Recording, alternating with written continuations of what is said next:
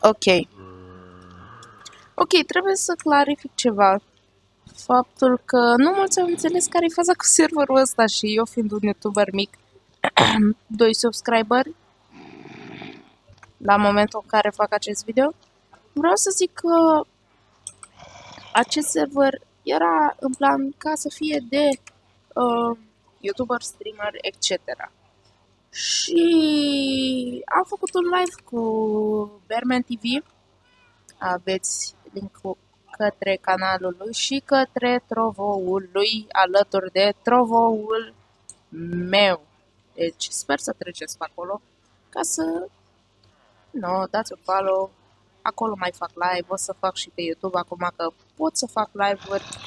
Dar de ce? Sincer să fiu, am murit în timpul acelui live și de ce asta aici să vă povestesc în timp ce eu pot să iau tot și să fac aici rost de iteme, așa că nu o să mai stăm degeaba.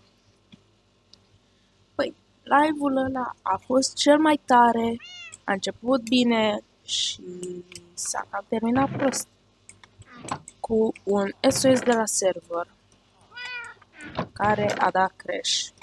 Noi avem niște moduri, Voice Chat, Fabric API, Phosphor pentru îmbunătățiri și Skin Restorer pentru cei de pe crack. Dar i-a lăsat pe oameni să le intre, le-a dat linkurile bune către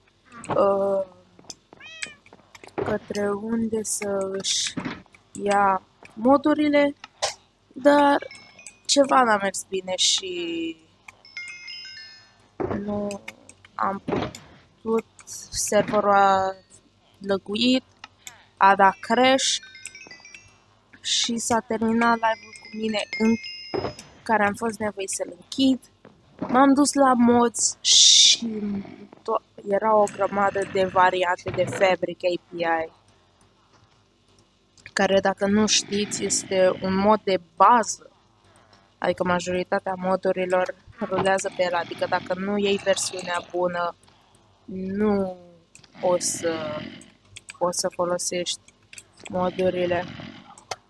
Așa că, da, amândoi am murit, așa că trebuie să-i fac și lui. Eu o să am aici și el aici. Eu o să-i le las și eu o să mi le iau și o să le și enchantez. Acum, de ce fac eu asta și el nu mă ajută? Pur și simplu pentru că eu i-am cured, adică le-am dat cure și dacă mă duc și și-ar face și stocul. Ia stai să vedem. Rigger, villager, working station. Doesn't have a workstation? Pe bune? Tu. Nu. Stai să vedem.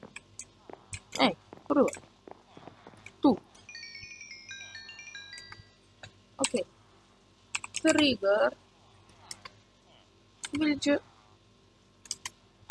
Villager working. Bum! Deci de asta este episodul pe care îl aveți astăzi.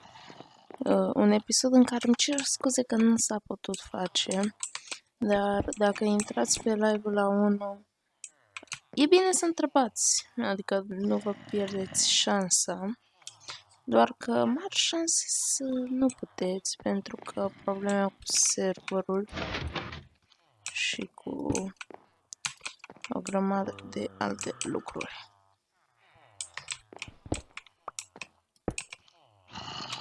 Da, cam acesta a fost episodul, eu am fost Simon Sebi și ne auzim data viitoare, pa, pa!